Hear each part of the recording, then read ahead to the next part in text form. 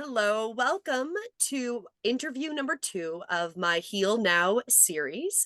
And I'm very excited to bring my guest, Tonya, on today. She is a uterine cancer survivor, and I'm going to have her talk to you about her process, how she went through it, and definitely a lot of emphasis on our mental health and how that helped her go through healing. And yeah, so I'm going to pass it right to you, Tonya. Why don't you start by giving us a little bit of kind of the background of how you even maybe found out about having cancer? Oh, love to. First of all, Julianne, I really appreciate you having me on. I really do.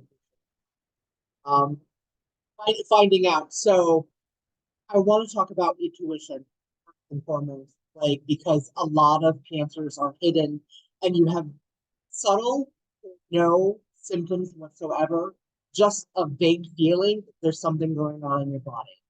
And I was very similar to that. I felt like I was PMSing all of the time, just like a heaviness in my abdomen and height. Those were my only symptoms. There were cancer markers in my blood. There, with the pap smears and the ultrasounds and transvaginal ultrasounds, none of that came back with any indication of cancer or anything, honestly. I was told it was, you know, inconclusive or no, right? They actually had to do a D&C to find my cancer, which is kind of crazy. The day that I was diagnosed, like, you know, the back of your head, you kind of think, well, is it cancer? You don't really expect it to be cancer. Fortunately for me, I had a beautiful friend at the time who was a former nurse, and she knew.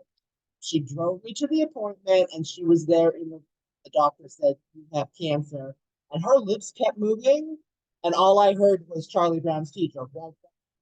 Like it was literally being punched in the face with a 4x. Even though in the back of my head I was like, it's cancer. The reality of it is devastating. It's interesting because I've heard that same thing with somebody else who has survived cancer as well, that they knew something was wrong and they went to professional after professional, and none of the numbers matched, right? And none of that stuff came up. And when they were finally diagnosed was really when they were on like their deathbed almost. And then they went through a process where they finally were able to start healing from that. So I find that very interesting, because normally we're told that you get these numbers, right? Like they get the numbers and they can tell how many cancers, and there's certain ones when it gets past a level that's when they think your cancer is more active. Is that kind of how that usually works, or what is your experience with No, that? I don't think they know. I'm being completely honest, and I'm not saying that medical professionals are dumb. That is not what I'm saying. They go through a lot of training. However, there are advances in medical science daily, right? And even after 12 or 20 years of schooling, it's called a medical practice for a reason. They're practicing, right? And if they haven't seen what's going on with you, and there's nothing in the medical tests that tell them that there's an issue, you can get gaslighting. Oh, there's nothing wrong with you. Here's some weight. Here's some anxiety pills because that's clearly what it is. You're anxious, and they completely discount your experience as being the expert on your body. And when you tell your medical practitioner, this is abnormal for me, there's something going on, they can be quite dismissive because there's no scientific evidence that proves it to be anything other than that. A couple of years ago, I had another cancer concern, and I ended up going to a hematologist, again, a blood oncologist. And when she ran my blood, she's like, "You're good." And I'm like, "What do you mean?" She's like, "Your blood works fine." And I said, "That doesn't mean anything." And she was like, "What are you talking about?" Just like when you had cancer before, the markers in your blood. I'm like, "Well, just like cancer before, there were no markers in my blood." The look on her face as an expert in blood oncology, she had never heard of it before. And I'm like, "What do you mean I've never heard of it?" Hello? She was just dependent on that test to be the answer.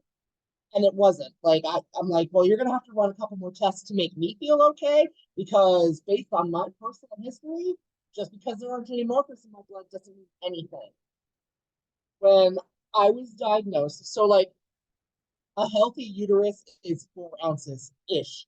When they removed my uterus, it was over 10 pounds. So there was 10 pounds of cancer in my body, like the size of my head, right? And there were no markers, and they had to do a D&C to find it. So uh, if you know there's something going on in your body, of whatever deity you believe in, have it investigated. And if you're not comfortable with what the doctor is telling you, get a second, third, or fourth assessment. That is your right. You are your only advocate. You are responsible for your health. You are the only one that is responsible for your health. Build a team, but it is ultimately up to you. I completely agree, because you're the only one that knows your body, right? No one else lives in your body besides you. Can you explain, just in case somebody doesn't know, what the DNC is, that test? It's not a test. It's actually the procedure where they scrape the uterine lining. It is the medical term for an abortion. Not that Oh, I had an abortion, but they scraped the lining of the uterus to find out that I had cancer. That was the only place cancer cells showed up, which is an extreme procedure, right? I was very fortunate. My gynecologist was like, okay, so this came back negative or inconclusive. The next step would be blah, blah, blah. Do you wish to proceed? I didn't get any back pushing. I didn't get any gaslighting. He was very, very professional about it. So after the sonohystogram, which is a test where they inflate your uterus saline and then image it, not a good time. Not a beach day at all. That was a very unpleasant experience. That came back inconclusive. She's like, okay, so the next and only other available step that we have is the DNC. I was like, well, I guess we're doing that because something's wrong. And I turned out to be correct. well, and that's exactly it, right? Like, we know our bodies, and you knew there was something wrong. And I admire that you were continued to push that, because some people will just go and think it's in their mind, because I think a lot of people, like you said, with the gaslighting, think, oh, like, maybe I'm just losing my mind, that I'm disconnected to my body, and that they start to doubt their intuitive ability, right? Well, I mean, that is a multifaceted thing. You are not taught, not encouraged to follow your intuition. However, you meet somebody and the hair on the back of your neck stands up. You already know that that person is not good for you specifically. And when you mess around with them, you find out, right? So stuff like that. When your body talks to you, if you listen, you can build a relationship with your body.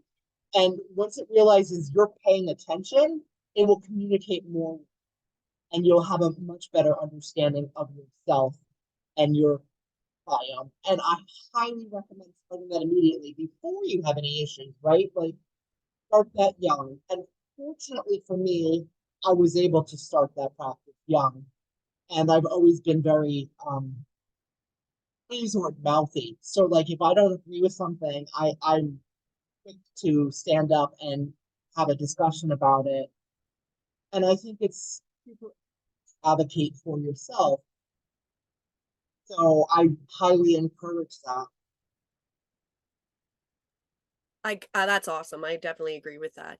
So once you were diagnosed, what kind of happened, I guess, with your mental, like where your mind went, and then I guess with the process of healing, how that all transitioned. So get us into the nitty-gritty. How did that all go? Okay. So my oncologist recommended obviously surgery to remove the uterus, and then chemotherapy and radiation. And he called it a chemo radiation sandwich. And I literally said to him, I said, that sounds disgusting. I'll have the tuna. Right. Like I just like it was just so real, right? But I said to him, I said, okay, I'm willing to do the allopathic. Allopathic means traditional science medicine, as long as you understand that there's also going to be Reiki, which is an energetic healing. There's going to be aromatherapy. There's going to be crystals in my bra. There's going to be grounding. There's going to be, and he rolled his eyes at me. He goes, as long as you don't put it in your mouth, I don't care. And that was enough acceptance for me, right? Like, it was very important to me that my entire medical team was in alignment with the fact that I was going to kick cancers behind. Um, when I received my diagnosis, because of the aggression of the kind of cancer that I had, I was given about a 5% chance of survival. And I said, no, thank you. And he kind of looked at me. I'm like, we are not talking expiration dates. I don't want to hear. I'm not effing word about it. Just not. And that was the last time we talked about expiration dates, because I really believe that if you think you can or you think you can't, you're right. I have watched individuals accept a cancer diagnosis and then lay down and die. And I was not about to do that. Um, I have my very own podcast. It is called Power Pantaloons, where I talk to healers and individuals that are into alternative wellness modalities, as well as cancer survivors. And the reason I call it Power Pantaloons, because every day while I was going through the journey, I visualized that I was putting on Wonder Woman's underwear, because to me, Wonder Woman didn't die. It was the most consistent thing. It was the physical representation of me actively deciding to live today. And mindset is the most important thing. And then you need to get your nutrition right. I went with a three-pronged thing. Like, I'm going to be completely transparent. I had fixed my nutrition at all. I did not. However, um, I did include all of those beautiful alternative modalities, right? I showed up with my stuffed animal and my crystals in my pocketbook, and my aromatherapy and my flower essences and all of that stuff that I believe is just science that hasn't been proven yet, as well as having my friends, family, and medical team in complete alliance, and then doing all of the woo woo stuff. So, holistic means everything to me. Like, you have to heal mind, body, and spirit.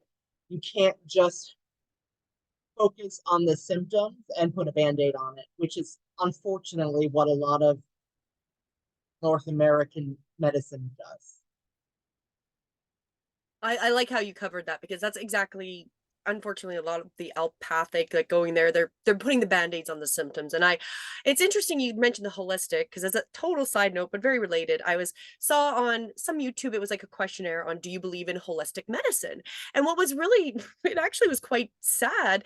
It was like, the more people were like, sometimes it works, but it's woo-woo. And it was like, that was the majority. It was like 80 some percent. And then people that were like holistic were like 13 or 10% to 13%. And then it was interesting in the comments, because there was people talking about holistic means your whole body. People don't understand that word. People don't understand holistic is not necessarily only essential oils or flower essences or acupuncture or anything outside that is science that I believe, I agree with you, that isn't quite yet proven, right? So it's very interesting, because I think there's a massive misunderstanding on what holistic means. And I feel like that's definitely the approach you took. And right off the bat, so going through all of that, how long did it take you to start to see benefits? Um,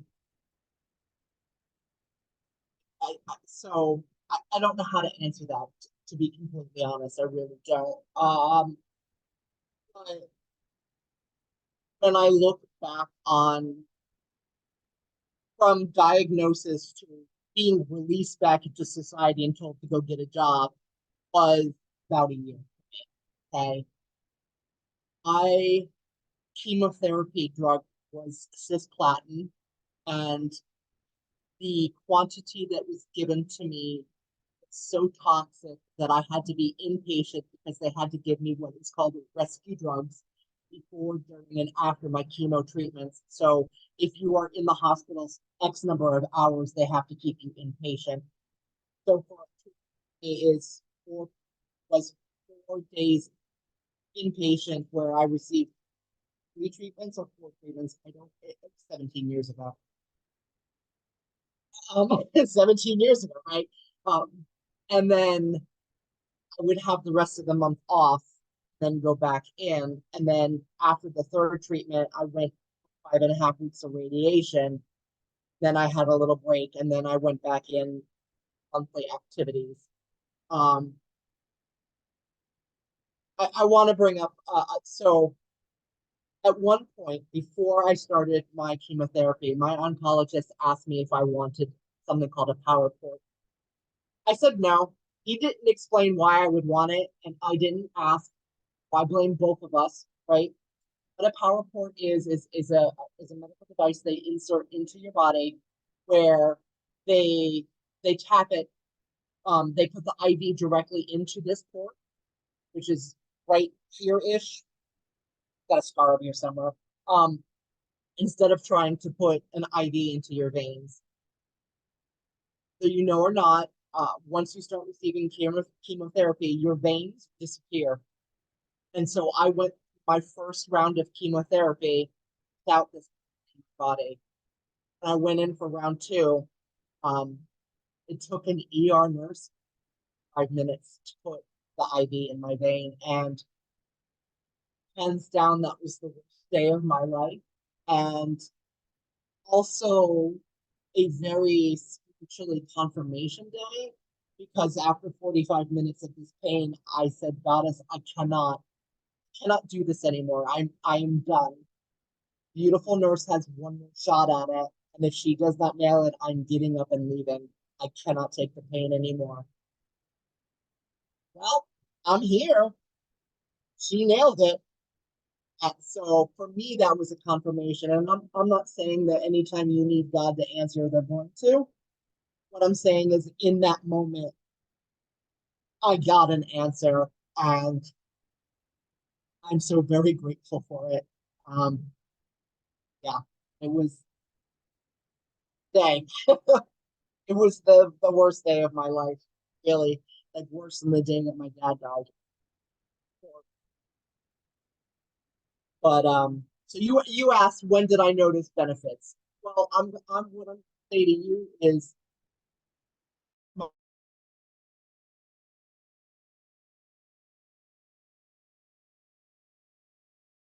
look at some of their stories. I'm like, then I look at mine, and a comparison of who had it worse is not where I'm going with.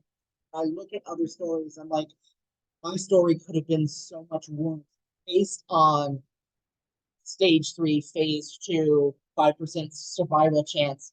So it's very hard to answer the question, but I didn't get radiation burns.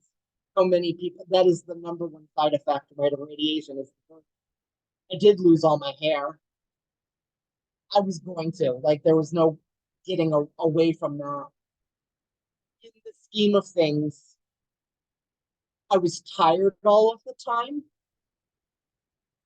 I got away, honestly, with so very little actual side effects. Like, I did have some nausea, obviously. I had some appetite issues. But if you look at some of the really drastic side effects, I didn't have any of that. And I absolutely attribute that to my mindset and crystals and vibration, sound vibrations, and all of the other stuff that I was adding to it because I was healing my whole self. I also want to speak about the misinformation about what holistic means. That's done on purpose. Big Pharma absolutely does that on purpose because you can't patent remedies. It affects their bottom line. So they want you to be clueless about that. I completely agree. I do, and I like how you brought that up. And I agree when hearing your story that that mindset, and you had the superwoman, probably the imagery of yourself as superwoman or Wonder Woman, sorry. That that is a key because I feel like the people that do make it through these things, it is the mindset. Because I have definitely heard other people who are told, you know, and you're given, a certain period to live, right? And if you're like, no, I don't believe you, like, go hike, take a hike, I'm gonna live forever, you're gonna make it through. And versus those that are like, oh, I only have this, and then they literally, there's actually stories of people who actually get over whatever their issue was before that time frame and then still die at that time frame because they kind of just believed they were going to die, even though it wasn't for the thing from the thing that was they were told would have that time period, right? So that the state of mind is very interesting, and it's very interesting with the nocebo and placebo effect, because the nocebo is that you believe whatever that doctor's saying, but you, like you said, they are practicing, right? And when you put them on a pedestal that they know more about you than you know about yourself, that's when you've given them almost that godlike that they're god and they're going to tell you how long you have to live, and they don't know, they really don't know, they're guesstimating based on what they've been taught, right? Or what they've read or whatever, right? They've been taught, and they have been taught that they have to follow the laws and the FDA guidelines, and not allowed to talk about the holistic stuff. Yeah. Not when you bring it up to them. I literally have seen this. Like, it's ridiculous. Absolutely ridiculous. My husband's mother ended up passing cancer, and they went down to Mexico and they did a whole bunch of the holistic stuff. And when they went back to her oncologist, the oncologist was like, I don't understand how you're still alive. And my husband's father said to the doctor, because we did everything opposite of what you told us to do. And I look like, and it's stories like this that really make you think about it. Yeah. I absolutely, there is a time and a place for allopathic medicine. Mhm. I absolutely needed the surgery, radiation, and chemotherapy. I'm not saying that everybody who has cancer gets a diagnosis like that is going to have the same thing. I absolutely believe that each and every one of us has our own blueprint on what's and what isn't.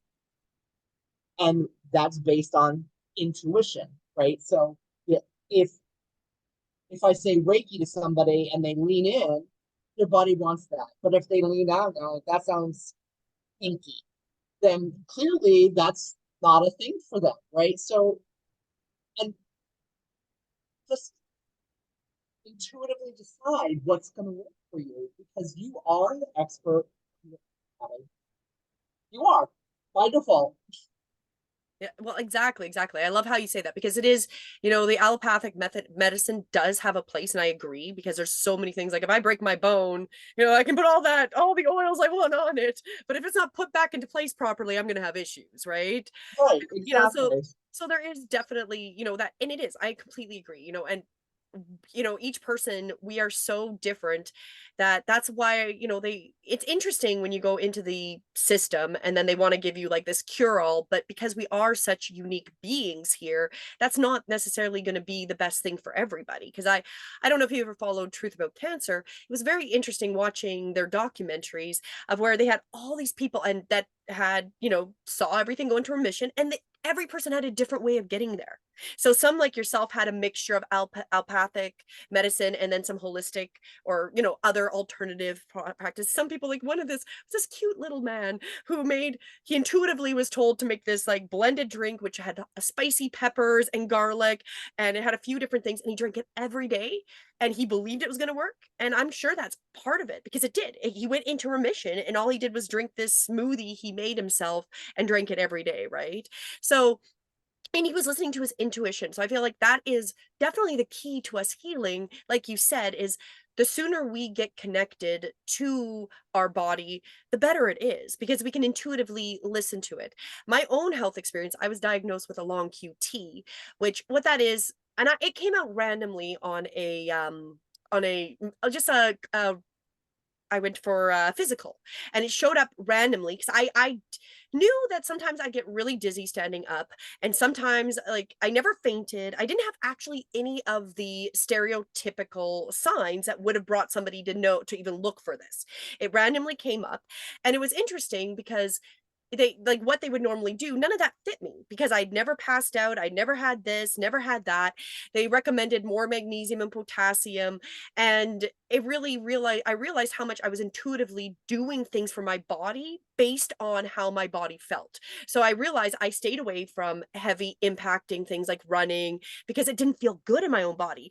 And that makes sense because that would trigger the long QT. And then, there's all these things where I realized I'd already been managing something without even knowing from listening to what felt good and what didn't feel good. So it's never been, it still exists. I still have times where I can feel myself get a little dizzy. However, I realize that I naturally trust and intuitively we're doing the right things anyways, right? So it's a very interesting, the more we tap into our body. So I guess with this, how long was it? Sorry, I don't know if I caught it, but how long was it till you were kind of remission and told to go out and get a real job? How long did that take? So a year after diagnosis, I was released back into the world. They say you go into remission or you're cancer free after 5 years of not having any. They took out my uterus. I can't have uterus, right? So, um, after 5 years, you go back into population statistics on whether or not you're going to be diagnosed with cancer. When I was diagnosed with cancer, according to the American Cancer Society, that statistic was 1 in 3 individuals would have some kind of cancer. That statistic now is 1 in 2. That is the wrong direction as far as I'm concerned. So now I have a 1 in 2 chance of getting cancer again. No, thank you. I've done that tour. I don't like it. I'm not doing it again. We'll try something different. I've decided I'm not getting cancer. Not happening. Um, I love that. I, I do love that. I love that. I'm just not getting it. You know what? It's like me with my long QT because one thing that did start to get really annoying is that they wanted me to come in every month and check on me. And I realized after about 2 or 3 months, I'm like, they had nothing to offer me. Like they would just continue to tell me that I was exactly where I was before. And I'm like, well, I could have told you that. And I felt like all I did was waste money to park at the hospital and time. It was wasting my time and I paid too much for parking and I stopped going because in my mind, if something did change, then that would trigger me to want to look more into it. But if I'm managing it and everything is fine, there's nothing wrong with me anymore. I'm doing it, right? I don't need to pay you to tell me what I already know.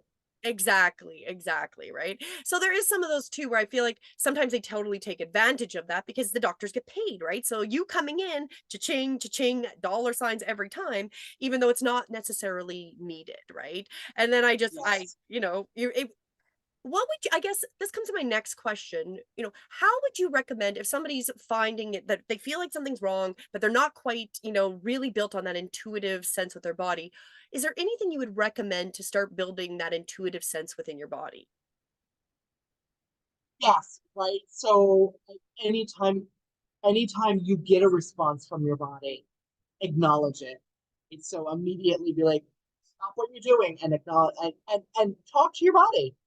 It sounds a little crazy pants, but that's okay, right? And say thank you for giving me that information. I would like more information. Just invite a conversation with your body to respond to you and just sort of pay attention to what kind of responses you get.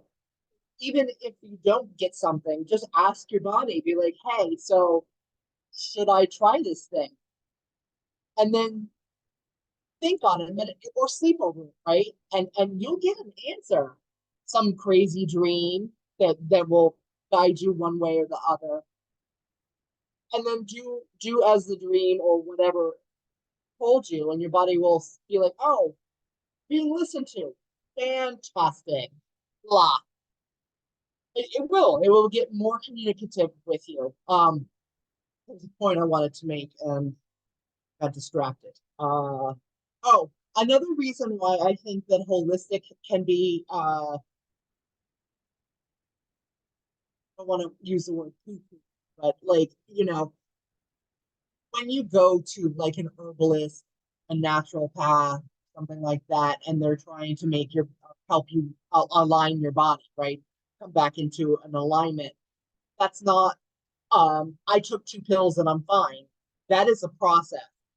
And if you don't immediately see results, you're like, this isn't working. It could be incorrect, right? Healing is a continual process. It's not something that's going to happen overnight. And big pharma and the way that allopathic medicine works is conditioned us to expect an immediate response. That's not how it happens.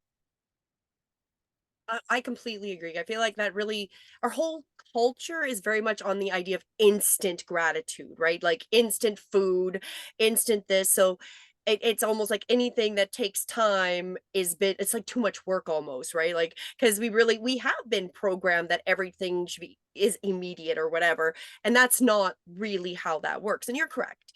It's that long term, with those herbs, it does take a while. It's very much like even using, essential oils for certain things. It may not be immediate, you know, however, if you will notice if it's the right, essential oil for whatever your issue is, whether it's a skin condition or something, it will actually assist, right? And that, I guess that's when we're looking to in a holistic approach. It's like eating the whole, getting the whole nutritional value versus half of the nutritional value, right? And having blocks in, or missing blocks in what we're even eating, right? So I feel like that's very interesting. And I think it's interesting that you didn't maybe necessarily do a lot on the eating side, but really with the mindset and then all these approaches you did with, were really the key factor. Because a lot of people talk about, well, eating will change it immediately, but however, you can still have that outcome if you're like, you know what, I can't give up this coffee or I can't give up whatever that is, right? But you've changed your mindset so much that you're like, this is just going to work. It's going to do this, right? Yes, I mean, I have since changed my complete nutritional. I've shed a lot of weight. I've lost like 75 pounds in the last 2 years. Um, it's important to do that, but it's also important to do what you can in the space you're at, right? So, like, if you do have a traumatic diagnosis such as cancer or something else, or you're dealing with a chronic illness, changing things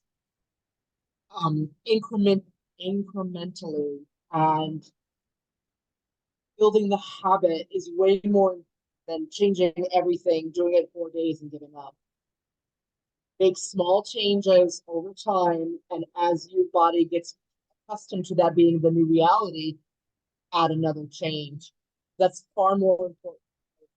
Consistent. It has to be a lifestyle. You have to make it into a lifestyle. It can't be a fad or a diet or whatever, right? Like, I don't deny myself anything. If I want some cheesecake, I'm going to have some cheesecake. But before I would eat the entire slice of cheesecake, and now I only need a couple of bites to satiate the need for that. And that's very much a mindset change. It is really because when you do, the more imbalanced you get, yeah, you might still have that craving for whatever it is. But I like how you pointed that out because that was something I had talked about and I'd mentioned before, especially when I was a personal trainer, is about how sometimes if you deny yourself something you know is not good, let's say you really love pop or whatever it is, right? And you deny it, you're going to go and eat everything else in your house and everything else, and you'll have taken in way more calories and then felt more, probably more negative and more depressed than if you would have just had that can of pop or had, really just let yourself satisfy that craving and then gone back into that balance that you're really going for, right? And that's also the thing I feel like we miss is being, gentle to ourselves about that, right? That, Oh yeah. we're human, you're gonna have times where it might be challenging. And I like how you said, doing those little doable things and then adding them on. Because once you start to master one thing, so whether it's drinking 8 glasses a day of water, right? Just getting into that habit, then adding on another habit, adding these doable habits to create a better, healthy lifestyle versus, like you said, you just inundate yourself with so much. You're not, you're unfortunately probably setting yourself up for failure because it's too much, right? Yes, absolutely. Absolutely agree with all of that. Yeah. That's why it's just easier to do small little changes because it creates lasting changes. I've given up soda. I haven't had a soda in a year, and it's made a ginormous difference. I only drink coffee on the weekend, although I did have a cup today. I guess Friday's a weekend, right? Um, and I don't like I used to drink 3 or 4 cups, and my cups are ridiculous, okay? Right? Like not normal teacups. And because I had that, I can feel them. Yeah. Once your body starts getting used to the more optimal version of you, when you go pollute it with something that you shouldn't be polluting it with, you feel it, and you're less inclined to want to repeat that, and you're less likely to have that craving. I don't crave soda anymore at all. Well, I, I I found the same thing. I definitely agree with that. That was what I did find, especially over the period of time, certain things, or just less wanting them, right? Where it just disappears. And it's like, and then you realize, a number of months later that you're like, wow, this that I used to want to have all the time is now I haven't even craved it in so long, right? So it is interesting on how that affects, because it is a mental thing. Everything does come down to our state of mind, and our body does reflect really our state of mind. I feel like that does all work, it is a whole, we are a holistic being, right? So I find that really interesting, because I completely agree with that. Now, I guess if anybody is struggling, what would be any like final kind of guidance or anything that you really learned that you think other people would benefit from, besides taking the incremental steps to create their health? What about mindset? Is there any tips you would really give to help people with their mindset to start going in that direction? I have several tips. The first thing I want to say is, if you're having health challenges, the best thing that you can do is create yourself a medical tracker. You list everything that's going on. And I really do mean everything. Put a food journal in there, put a how you're feeling, uh, weather, put all the weird stuff in there, like moon phase, even, right? So that you can actually create yourself data that you can figure out what's going on with you. Don't wait for a doctor to do it, because going to go by their tests. And if you're not picking anything, and when you go into a doctor's office, that binder take you more seriously if you have what they would consider evidence about what's going on with you. So, the page where all of your medicines are, your supplements, or whatever you're doing. Create a page for all of your doctors. Keep all of your lab work in there, and build a library for yourself so that you have that. That's the first thing that I would recommend. And the I second thing that Just before you go to the second, I love that, because I think it also will show you, if you observe it, probably patterns that you might see, right? Especially if it is food related, because a lot of times we don't realize how much certain foods we might actually have allergies, but they don't show up like a stereotypical allergy, right? Yes, absolutely, absolutely, absolutely, 1,000%. And if you are going through a medical challenge and you're going through chemo, can't remember shit, and your doctor is like, "Well, did you go to the get labs last?" I don't know. Look into the book, right? Like, you're not going to remember. You're not going to remember your last lab test, or your last pap smear, or your last whatever, right? Like, we have calendars for a reason. So if you put it all in one spot, and now it's you go to the MRI, they'll give you the image. You stick the CD right in there, and it's got a date on it and everything, so that you have a baseline. Like, start doing it now before you get sick, so you have a baseline on what's going on. Absolutely. Like, I did this when I went through my cancer story, and a few years ago I destroyed the binder in a purification, like, healing ritual, and I'm so mad at myself now, but I needed to do it at the time. I'm that if you ever have that situation, don't do for me, and do some sort of a sympathetic magic to release the healing. I like just Maybe and my summarize it up and burn the summary up instead of the whole binder, right? yes, right. That mindset. Um, the only thing I really can say on that is just make a decision. It's just make a decision and then follow through.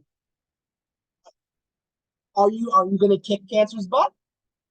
Or are you going to accept a diagnosis and die. Make a decision one way or the other. And like, it really is. It's just making a decision. And that, now for those that have a struggle with the decision, any tips for that?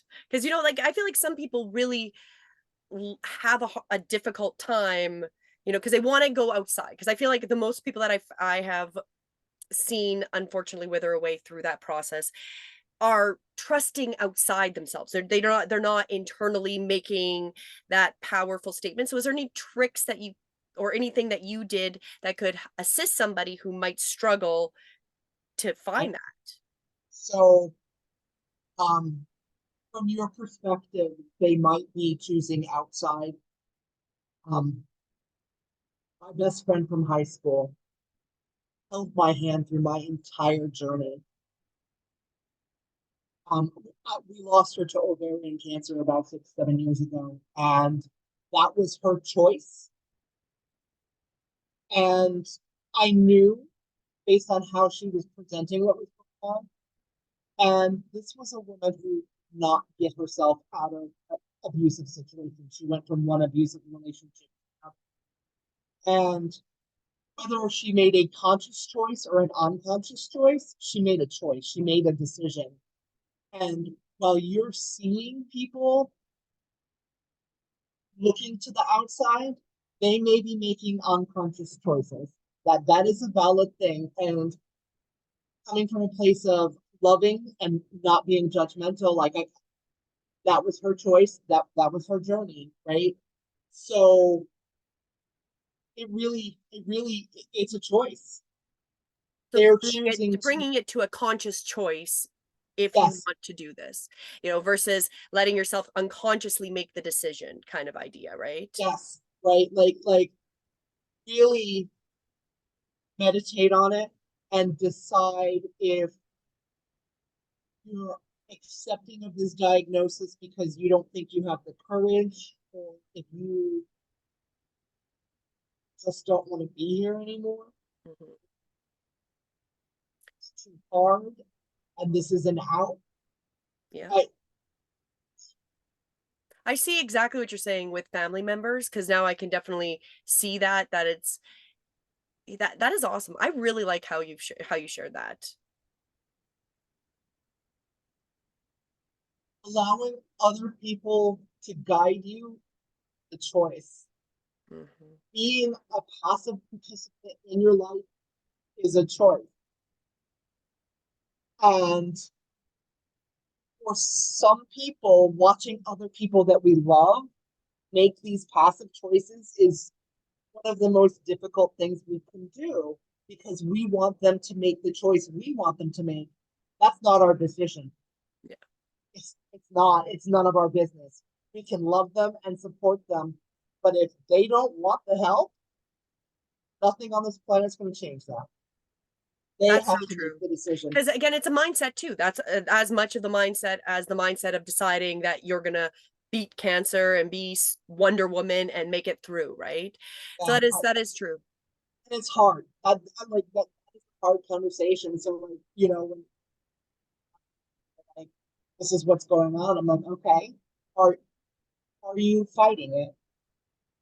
That's you don't have to answer me, but you have to make a decision. Are you fighting it? And then you have to also take accountability for what you did or did not do to bring you to where you're at, and what kind of emotional, psychological inner work you need to do to create a, a healing space for yourself. I love that. That is wonderful. um I think that's really a great place to end, unless there's anything else, like any other suggestions or anything else that you think others could benefit from. But I feel like that alone really is a huge key that people don't really talk about, not openly as much, right? About that, no Um, matter if it's a conscious or unconscious, it's a choice you've made, right? so I would like to end on whatever your recommended testings, your annual physicals, your pap smears, your colonoscopies, your prostate exams, based on your gender, your age, your family history. ask your doctor what those recommended are. Do them, because I promise you the colonoscopy is far less invasive than surgery and chemo. Not pleasant, but also not unpleasant, right? You're unconscious for it. So go and get your testings because they can and do save lives. Awesome, awesome. So if people have wanted to get some more information from you or contact you, the linktree/powerpantaloons is the best place to reach you at. Yes, absolutely. Awesome, awesome. Well, thank you so much for spending this time today with me. I really enjoyed listening to your story. I think it's very inspirational. And, if there's anything to think about, it's definitely that mindset being such a key component to the healing, right? So thank you so much, Tonya. Thank you, Julie.